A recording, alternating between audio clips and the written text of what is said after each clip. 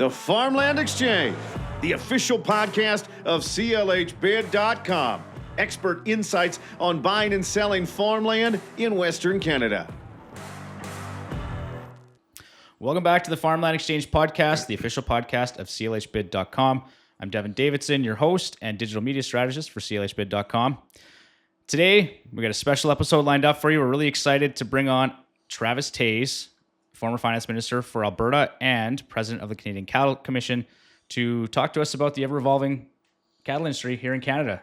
Travis, it's not every day that we get an opportunity to talk to a man of your stature, so thank you for joining us. Oh, it's a pleasure to be here, Devin. Yeah, we're excited to have you. And Roy Carter, CEO of CLHbid.com, thank you for being here again as well. Thanks, Devin, and special thanks to Travis for making the time. Yeah, absolutely. Before we get rolling, I always got to ask our listeners, please take a minute to subscribe and to leave a review on your podcast platform of choice. It does help our content get found and for other listeners to find us. Travis, before we dive into today's topic, maybe just tell our listeners a little bit about yourself, maybe a bit about where you're from and your professional background. Oh, wow. Well, I'll be really brief. I a lifelong Albertan, and other than some time spent out of the area for education, and again 4 or 5 years in politics. Yes. We've been really permanent residents of the Peace Country, and really privileged to be here. My wife and I have 3 children and 12 grandchildren. Oh, wow. And and we've been privileged to be in agriculture. Our primary business, one of our businesses, is a cattle ranching operation. And that operation is near and dear to me. It was started by my folks who did the heavy lifting, as so many first generation of course people do. And we've been the benefactors of that. And we have our, we've got some children involved coming in behind us too. So again, really privileged. That's excellent. Yeah. Maybe tell us a bit more about your ranch. I mean, just getting some details there for us. Oh, you know what? Again, second generation operation. We're a cow-calf operation. We background our calves, take them to grass, typically take them to grass and sell them off of grass. That's where we found we're competitive. Yeah. And it's, we've been in the business through the ups and downs. My folks started in 1961, and right now it's a great time to be in the cattle business. Absolutely. Yeah. Sorry, Roy, go ahead. And ranch in 2 provinces, both Alberta and across in BC, right? We do. Our headquarters are in Alberta for sure, and our roots are in Alberta. But we do have a BC side, and so we burn a bit of diesel, move cattle back and forth, and it's been a good fit. Good. And so retired from politics, correct? I am. Yeah. It was a great privilege Yeah. to serve the constituents of Grand Prairie Wapiti, so many of friends and neighbors and great people. Yeah. And it was a great privilege to serve Albertans broadly as their Minister of Finance, President of the Treasury Board. It felt meaningful during those years. And so it was great then, and it's great to be back. Okay, excellent. So diving into cattle, we wanted to talk a little bit about your role as president of the Canadian Cattle Commission. What was your overall experience like in that role? Well, it was a role of significance. It really felt like it was a meaningful time to serve in leadership. Of course, for those in the cattle industry, we all know that in 2003 we discovered a case of BSE, and that resulted in all of our international borders being closed, and really a huge emergency challenge in the cattle beef industry in Canada. And we worked for about 10 years to reestablish international trade. And so that was, a big part of the effort, even when I was president. It started much before that, but it blurred into the time that I was president. Of course, I was vice president. Before I was president, I was the chair of the Foreign Trade Committee prior to being vice president. So there was probably 6 or 8 years where I was involved. During that time, we also dealt with the country of origin labeling issue, discriminatory regulatory approach, legislative approach by the U.S. at the time, and so we took. We in Mexico, we were co-complainants. We took the U.S. To the WTO court in Geneva, and I was on the legal working group. We were successful in our case. We were successful in the appeal, and we were ultimately successful in our advocacy in that we observed, witnessed U.S. Congress repealing the law, but it was a long time. It was about a 6-year event. And so for those folks who thinks, well, you know what, there's great quick remedies at the WTO. Those are long, hard levers to pull. Yeah. But we were thankful that there was a remedy at the end. That's sort of a nice segue into my next question, which was, what was your biggest achievement in that role? Would you say that was? Well, I think, look, I will share those achievements with many others. Of course. Predecessors before me, key executive staff, my board, provincial organizations. But for sure, seeing the repeal of COOL was a big deal, I think, for cattle industry leadership for a decade. Yep. And ultimately, recovering global market access for the Canadian beef industry was just huge. And it was a long, long road. I was also involved in a WTO case against the Koreans because they were using non-tariff trade barriers at the time following BSE to keep Canadian beef out. We were successful there as well. Wow. So all of that, felt very meaningful. The other thing that I worked to do, at least during my tenure as president of the Canadian Cattlemen's Association, was to continue to try to keep the industry independent of government. Yeah. We went through a hard time as an industry, and there's such a tendency then to look to government for solutions. And I can say this from experience. Every time government invests $1 in your industry, they take back an equivalent amount of control, or they want to. Mm-hmm. And, we were an industry that prided itself on being independent, resourceful, self-responsible. And so I felt that during my tenure, I also had a real responsibility to travel the country and ensure that we remained an industry that was independent and resourceful and ultimately market-driven. Interesting. Were there any lessons you learned from that role that you kind of now apply to your day-to-day operations on your ranch?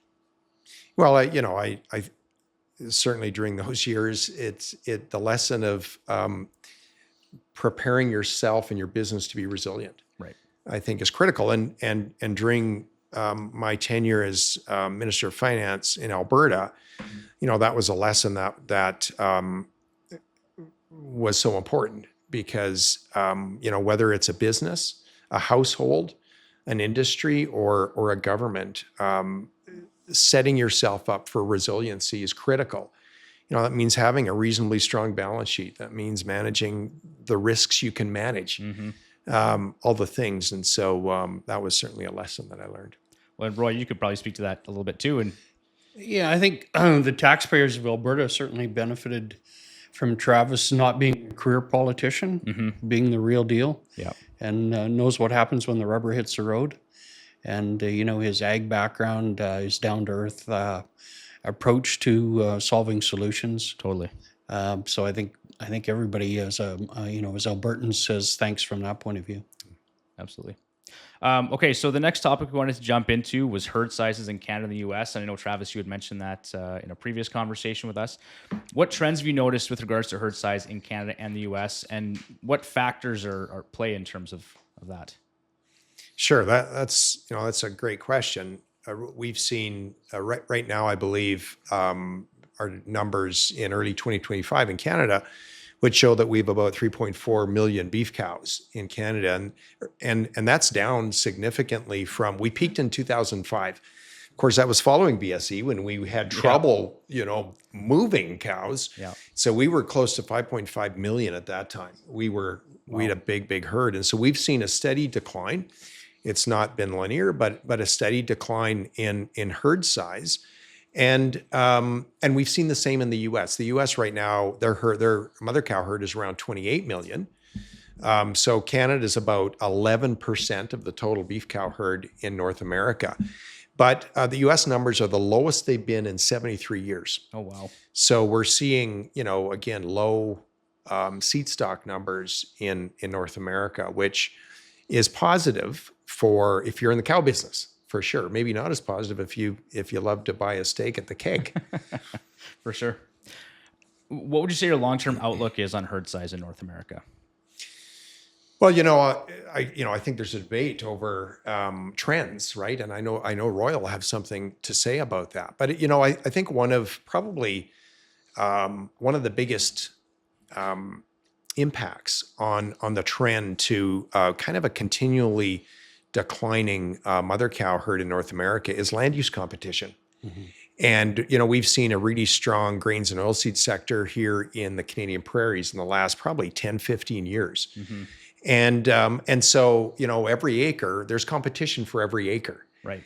And I think the grains and oilseeds operations have been winning that competition in most cases. So, is that going to change? I'll be interested in Roy's views around that. Absolutely. Yeah. I think, certainly the balance of power might start to shift. So, yeah, Roy. Yeah, and I think we are probably starting to see it, the balance of power. Margins for the grain guys aren't there anymore. Input costs have really escalated. And they're starting to realize, not that they didn't before, but their cost of inputs on marginal land are probably as great or greater than their good land. And a lot of them are brought on some of the marginal land and are starting to, I think, rethink the math there. And, a lot of them realize that maybe on canola, it's the last 5 bushels that is the profit. And, you'll talk to appraisers and people will say, well, that quarter will give me 20% more than the other one, so it must be worth 20% more. I'm sure Travis, from his accounting background, knows the answer there is no. The bad one might be worth 0. Yeah. And, my dad always used to say at the kitchen table, and I was a little kid, I didn't quite understand it, but he'd often say you can never pay too much for good land and too little for poor land. It's true. Too little for poor land. And I think they're starting to see that. And we're actually getting some calls about, maybe I'm going to get rid of this marginal stuff. What do you think it's worth? And it's probably the cattle guys that are on from that point of view. Interesting. You alluded to it already in terms of beef prices, but are we seeing a new baseline for beef prices given production costs for beef? Yeah, well, commodity markets rise and they fall, and so we're seeing record prices right now in the cattle industry, and I don't have any illusion that these are going to be permanent.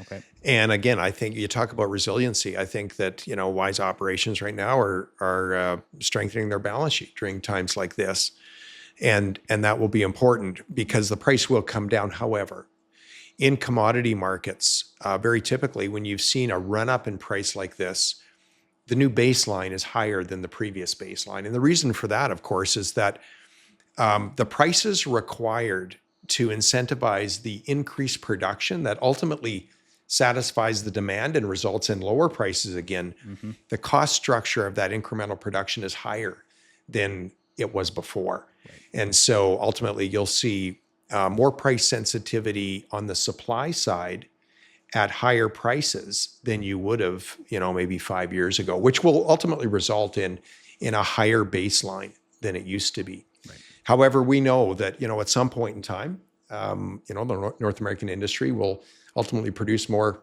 product than what consumers are willing to take away, and it will result in lower prices. Okay. Roy, any other thoughts on that?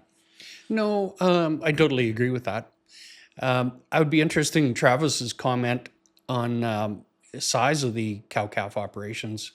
I read an article that 61% of the Canadian cattle operations have less than 50 head, but they only produce 16% of the beef. And to a large degree, they exist in Saskatchewan and Manitoba. We probably see out there talking to farmers and ranchers, the smaller operations on the way out.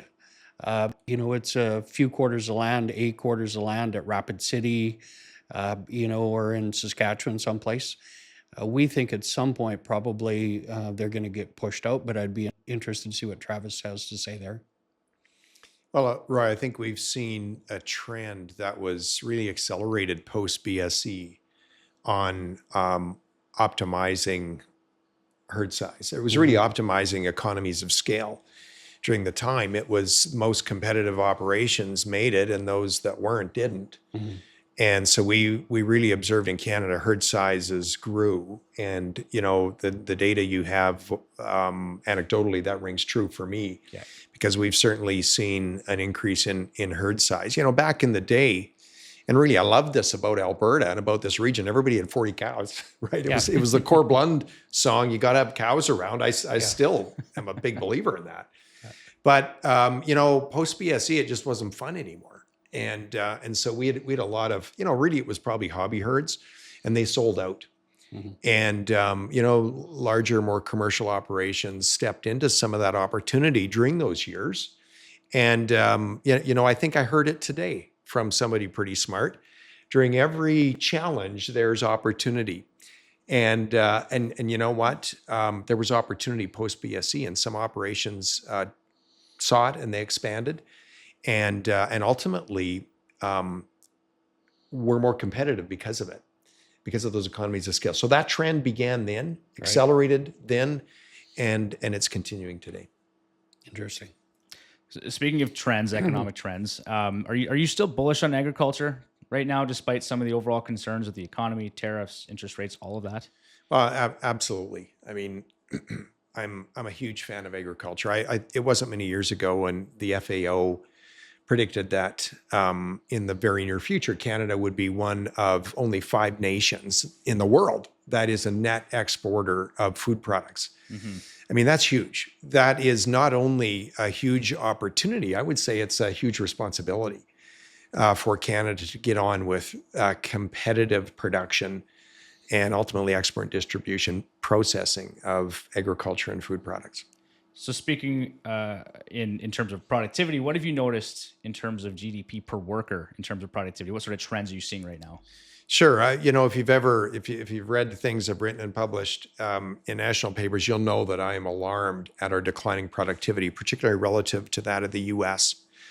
And the latest data set we have from Stats Canada would show that on average by sector, our productivity is measured by GDP per hour worked, is around $65 an hour. The goods producing sector is about 20% higher than that. Agriculture fits into that. Okay. So agriculture is part of the remedy around increasing our productivity.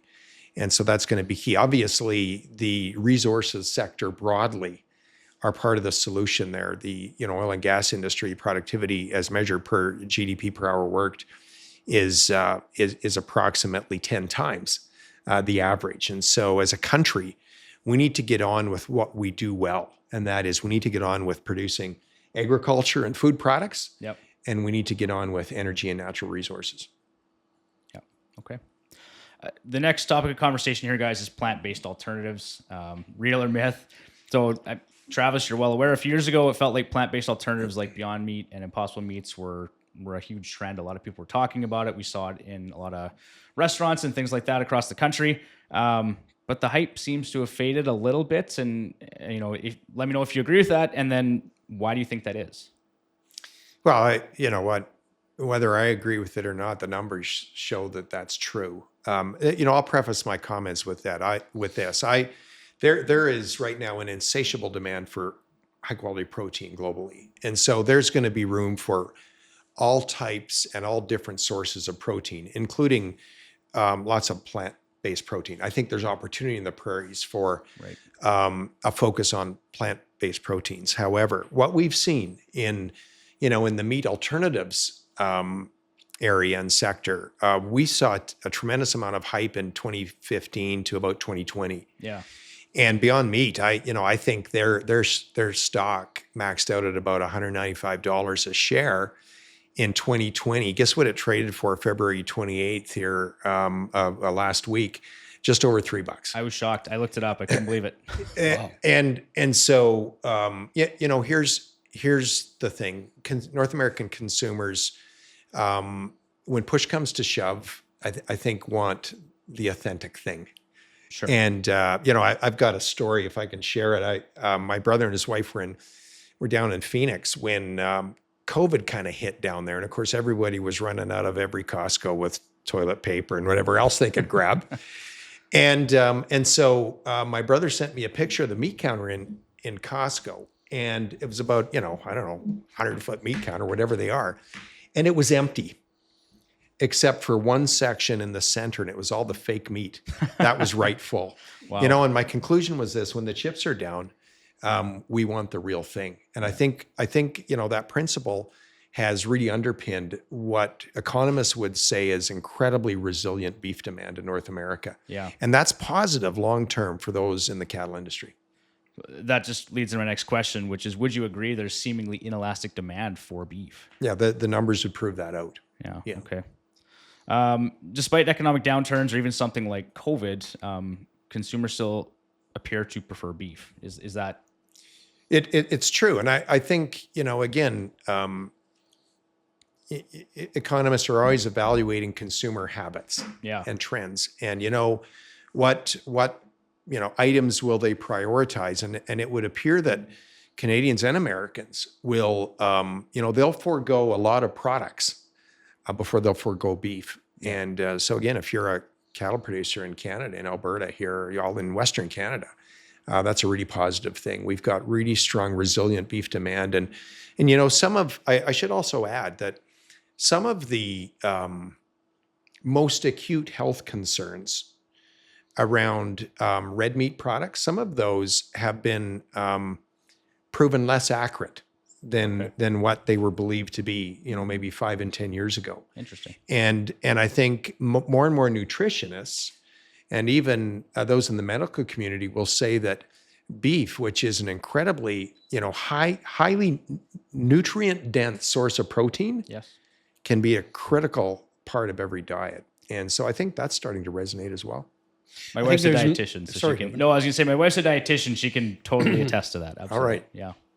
Yeah, there's definitely more focus on the ultra processed aspect of these Beyond Beef or Beyond Meats, and I think it's waking people up as to what's in it. So I think people are more and more aware of what they eat, and I think that's part of backing away from that shelf as well. Yeah. We want to talk about the potential for high-end products like Wagyu beef. So according to one source that I read, global Wagyu is projected to reach roughly $25 billion US in 2025, reaching as high as $42 billion in 2032. What's driving that trend for high-end beef products like that? Sure. I probably don't have all the answer to it, but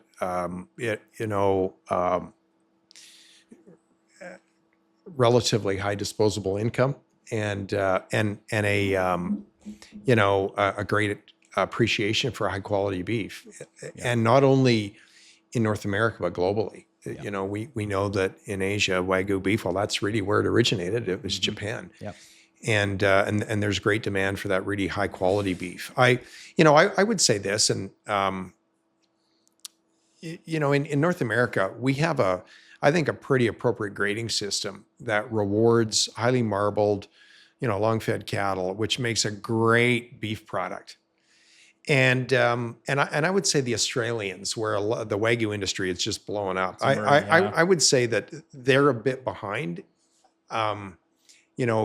Canada, the North American industry in terms of quality.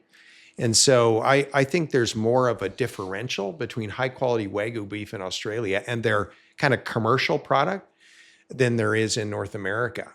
I mean, we have an incredible product in North America. Now, there are Wagyu supply chains in North America that are doing well. And I know some of the operations, and clearly there's demand for that high-end quality beef. But let me just put a plug in for the high quality, commercial beef products that you can go down to Costco and buy today. Yeah. It's incredible, and you won't find anything that good in the world. All right, we're going to get into Ali's favorite topic of conversation here, and that's certified humane beef and the Earls controversy, right? So I think everyone's gonna be well aware of this one. But in April of 2016, Earls had announced that they were sourcing all their beef from a U.S. supplier under the Certified Humane program, citing a commitment to animal welfare standards. They faced heavy backlash, right? And I think they apologized and they reversed that decision fairly quickly. Where do you see this trend going in terms of marketing? Yeah, I was at a beef conference when the Earls executive team apologized profusely, and I gave them credit for it. They recognized that they had made a blunder, they owned it, Yep. and they changed direction. So I gave them full marks for that. You know, I think what bothered us as cattle producers were that was this: they were looking to differentiate their product with some maybe unusual production protocols or specific production protocols, or they thought were specific, Right. and they were selling their product as humane, which ultimately, by virtue of them calling their product humane, it disparaged, Of course. the rest of Canadian beef products, which as a rancher, we believe that everything we do is humane. In fact, we work hard at it, Yeah. as I think virtually all cattle producers do, and that's where they got into trouble. Yeah. And so I appreciate that various retailers and supply chains look to differentiate their product. We've seen that in other supply chains as well, and maybe they might other supply chains might be advocating for no implants, no additional hormone use, or no antibiotics, and on and on. And that's fine, but here's what I would have to say is we have an incredibly safe food safety system in Canada. And cattle that are raised with the benefit of implants, for instance, are every bit as safe and nutritious as beef from cattle that are raised without additional added hormones. Right. And so the problem with differentiating your product that way is it indirectly disparages the other product, and unfairly and inaccurately. Right. And so that's my concern. And here's the other concern with it. For instance, let's go back to implants. Hormone implants have ultimately increased the productivity in the beef industry by about 10%. That means 10% less land, 10% less water, 10% less feed, 10% less greenhouse gases in the production of beef. And so those supply chains that will say we don't use any beef from cattle that have had implants, effectively what they should be saying is we have the least sustainable beef products in Canada, because that's what they're selling. Interesting. And the other concern I have with that approach is it provides huge disincentive for additional R&D, research and development, on new innovative animal production products. Right. Because they're concerned they'll be unfairly disparaged by consumers. You know what? We need to base our decisions on science, and we can't either directly or indirectly disparage sound scientific practice. So does that just go back to education between the industry and the public? Like, is there just a real disconnect there? It does. It certainly does. And the beef industry, cattle industry works hard at that. But I think it's so easy to take 5 steps back when somebody in a supply chain, indiscriminately backhands safe, responsible commercial beef production in Canada. Totally. Would you say, in your experiences, is there more accountability amongst consumers now than there was in years past, or is it just sort of an evolving thing? I think to Roy's point, consumers want to be informed. And I think we're seeing that more now than ever. And I think that's a good thing, because ultimately, the more informed consumers are, ultimately, the more sustainable demand will be, and it will send the right market signals to the industry to produce what they need, provided they're accurately informed. We have a responsibility there. I think accurately is a big word. In the case of Earls, and the fact that they apologized, I think, are a big buyer of 4-H beef cows, and that's all great. But at the time, somebody in their marketing department missed the word accurate. It turned out, as a law firm, we searched, and they actually bought the trademark, certified humane, and anybody could buy that. And it could be your old slaughter cows in the back 40, or you could apply it to your dogs, right? But they acquired that trademark, and I think people just want clarity and the truth, right? Okay, the next thing we want to talk about was grain farmers' influence on land prices. I think we touched on that a bit already, but grain farmers are putting upward pressure on land prices. And do you see that pendulum swinging back the other way? Well, I think, as Roy mentioned, you're starting to see that phenomenon, Roy, at least in initial discussions. And, and I think it's logical that you will see that. Cattle ranchers are going to have an opportunity to expand here, and there'll be every price signal to do so, or there is today. And so, I do think that they'll start stepping into perhaps some marginal land when, in fact, maybe before they wouldn't do it. One thing I can't help myself, but there's some government policy here that I think needs to be righted. Right now in Western Canada, the grains and oilseed sector have had I would say a distinct advantage over the cattle industry in the whole crop insurance programming, which 2/3 of crop insurance premiums, of course, are paid for by the government. And the programming has really advantaged grains and oilseeds producers, and that's great. I'm not suggesting that should change for them, but I think that it's been hard for governments to ultimately find equivalent programming in the cattle and beef industry. Now don't hear me say that I like government involvement and subsidy. I don't. Sure. But what I do want is a level playing field between sectors. Otherwise, again, you start to distort price signals around investment flows. So given that information there, let's talk a little bit about enhancing productivity on limited land. Can ranchers do more with less, given innovation and research, and what can they be doing or should be doing? Well, leave it to Canadian farmers and ranchers to find innovative methods to improve productivity. That's been their call signal for the last 100 years. And so, what you're seeing now is you're seeing, higher productivity feeds growing. The corn industry is moving north, right? And we've seen big investment by seed companies on developing lower heat unit varieties. So I just can't wait to be growing corn every year and silaging it up here in the Peace Country. Sure. I might say something about global warming, but I'll avoid that right now. It's, sorry there, Travis.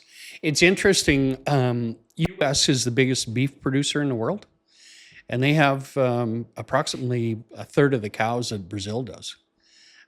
Brazil's got almost 3 times the numbers, but they can't produce what the U.S. does. Yeah. Wow. Yeah, there are, we talked about performance production enhancing products, such as growth implants. Those are important technologies in order to improve beef production. I think what you've seen here, and I'll use a personal example, as land prices have risen and that's been reflected in land rents, all of a sudden that changes the equation on perhaps our decisions as to whether we're going to grow perhaps alfalfa or barley silage, right? I mean, and so we can produce, probably almost twice the product with cereal silage, even though our cost of production is much higher per acre. Right. But again, just given the economics, we grow a lot more cereal silage than we used to. And it's those kinds of decisions that, the farmers and ranchers make every day that ultimately result in increased production. And these higher prices are going to encourage the adoption of new and innovative technologies. You see that in simple things like, even the mobile solar water systems, right, that are out there right now. They improve water quality exponentially. Which has a big impact in livestock gains and maintenance and rebreeding, reproductive rates.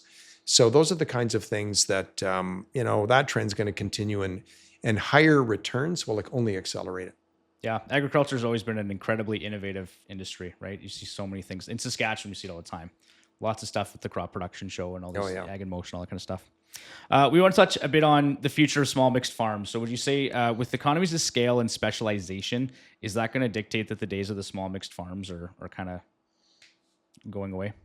I don't think so. I think there's going to be a niche opportunity for, probably almost every structure, but it'll be a niche opportunity. I think the general trend is larger, more commercial operations that are ultimately get the benefit of economies of scale. And there's also a benefit at times in specializing, right? I mean, we know all about that, but there will be opportunity for smaller mixed farms and family farms, if you will. There will. Firstly, it's it's a quality of life that so many aspire to. Yeah. And again, I believe that the agriculture industry is strong enough to support those kinds of businesses as well. And they will be able to, meet a maybe niche demand that larger commercial operations won't be willing to meet or able to meet competitively. And so, whether that's with maybe on the livestock side, a particular type of livestock that are going into a niche market, or maybe in the grains industry, maybe it's a particular, seed product, you name it. Mm-hmm. I think there will be opportunity. General trend, larger operations, more competitive operations. And I don't think we should try to buck that. That's going to leave us more competitive globally. Right. Will there be opportunity for family farms? Guaranteed. Okay. Interesting. As herds get larger, are we going to see more online marketing from the ranch down the road? Short answer is yes. Right now, I would suggest there's a high percentage of cattle traded on online platforms, marketing platforms right now. Mm-hmm. And it's an incredibly efficient, more humane way to market livestock. And again, I appreciate our local auction markets. They provide a great value and serve a great purpose, and will continue to serve that purpose in the future. But online platforms are a way of the future in terms of cattle marketing. And you talked about increasing productivity in the cattle and beef industry. I should also mention that data management mm-hmm. and that whole realm is an area where many operations are stepping into. And you can't manage what you don't know. And so right now, the ability to manage data in your cow herd, from everything from genetics to performance tied to production practices, just provides that extra information and data set that allows you to make much better management decisions. Yeah, we could probably spend an entire podcast just on that topic alone. And I don't think it'd be a podcast in 2025 if I didn't ask you about artificial intelligence. Do you see a role of AI in the cattle industry in the future? Well, again, that's going to go back to the technology side, data management. Yeah. Absolutely. All you have to do is try, Google a topic you want a little more information on, and you're using AI, and it's sure. benefiting you in your top feed. So there will be great opportunity that I can't even probably articulate or I'm not aware of, but all to say there's going to be great opportunity on the AI side. And as an industry, we're going to have to not only take advantage of it, but be sure to use it, because again, we compete globally. We need to be at the cutting edge. All right. Just to wrap up here, if you had to sum up the state of the Canadian cattle industry in one sentence, what would that be? Notwithstanding this tariff disruption, which this too shall pass, mm-hmm. We in the cattle industry have great opportunity. Okay. Excellent. Roy, any parting words? No, other than thanks to Travis. Yeah. Thank you very much, Travis. Really appreciate your time here this morning. It's been a pleasure. Yeah, it's been great to be here. That's going to do it for another edition of the Farmland Exchange Podcast. Thanks for joining us. We really appreciate you tuning in. If you want to leave us a review on your podcast platform of choice, it helps us to be found amongst the algorithms on the platforms and help other listeners to find us. If you want more information on the podcast, visit our website, CLHbid.com/Farmland Exchange. Send us an email, info@CLHbid.com, or give us a call, 866-263-7480. We love to talk farmland. That's going to do it for another episode. I hope this has been a positive exchange for you. Take care.